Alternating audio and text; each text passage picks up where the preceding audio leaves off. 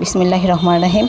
অনেকেরই মাংস স্বাদ হতে চায় না, মাছ স্বাদ হতে চায় না, এই জন্য শ্বশুরবাড়িতে অনেক কমপ্লেন শুনতে হয়।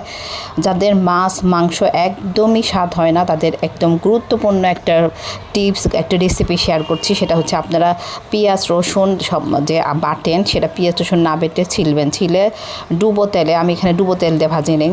ডুবো তেলে ভাজতে হবে, ভেজে যখন পেঁয়াজটা একটু লাল লাল হবে তখন এর ভিতরে তেজপাতা আর দারচিনি আর জিরা, এই তিনটা জিনিস দিবেন। তেজপাতা, দারচিনি আর জিরা, এটাকে আমরা আমাদের উত্তরবঙ্গের মানুষ ভাজনা বাটা বলে।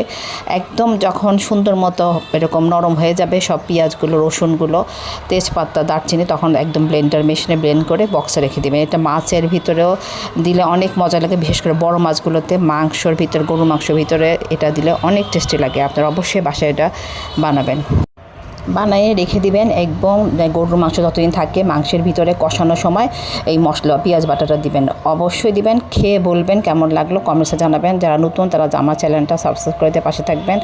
প্লিজ আমার চ্যানেলটা সাবস্ক্রাইব করে দিন।